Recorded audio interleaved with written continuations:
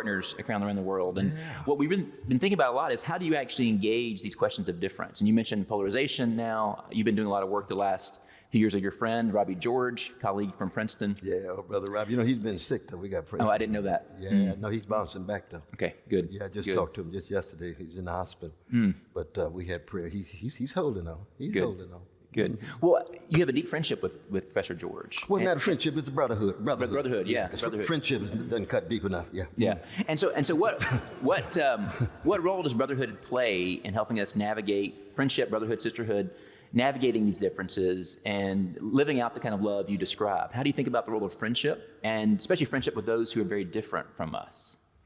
Yeah. And are there any limits on who we can be friends with?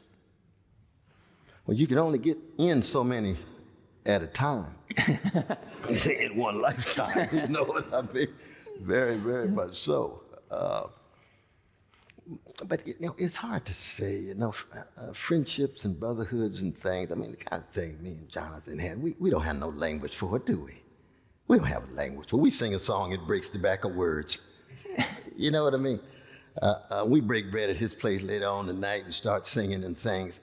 That we're in a zone that is majestic and sublime, even as it remains funky and on the earth. And so I don't think there's a formula or an algorithm or a general theory here. It's just a way of learning how to open yourself, be vulnerable, to pour yourself into others and allow yourself for them to pour into you, revel in their humanity. So you have to find certain things that are similar. I mean, Brother Robbie and I, we teach together, we read. He's very much a Thomas Catholic. I'm a Kierkegaardian, hang loose, left wing, cognac drinking Baptist, I mean, so that, we got a lot of differences that we have. But we love, the quest for truth. We love argument. We love conversation. And we fight like cats and dogs over certain political issues because we have very deep disagreements about some of these things. It's just that the love is deeper than the disagreement. And that's ought to be true, I think, of any deep brotherhood or friendship. I've got a lot of friends, like some of my black folk.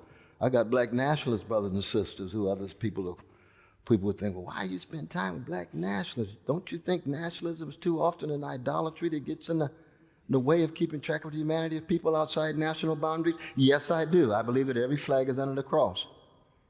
Every flag is under unarmed truth and unconditional love. And nationalism is very dangerous. And these days monopolized in very ugly ways by right wings and neo-fascists. But at the same time, there's aspects and elements of people's humanity that you still revel in, even when you disagree with them. They could be black, they could be brown, they could be white, Jewish, Arab, Muslim, or what have you, see. But each one of us, again, have our own journeys, and so our testimonies are going to be very, very different. I don't think there's a kind of general theory. The important thing, again, is example, though. You see, it's example.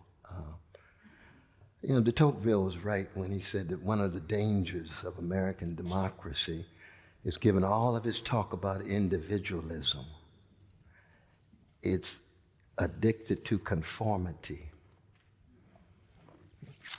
And it's grounded in a deep loneliness, a sense of isolation and alienation. Remember the chapter, Why Americans Are So Restless in the Midst of Prosperity.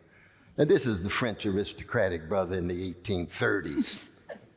And he comes to America and he sees these people, they're full of so much energy and vitality and unbelievable vibrancy with these civic associations and these voluntary affiliations. But in the end, they're so lonely because they're fearful of cultivating the capacity of genuine vulnerability and intimacy, which means, like Hamlet, who was the greatest Western literary protagonist of the Western world with our dear brother Shakespeare, Hamlet suffers from the incapacity to love. I think Harold Bloom's right about that. Bloom's not right about everything. He's right about that, you see. The incapacity to love.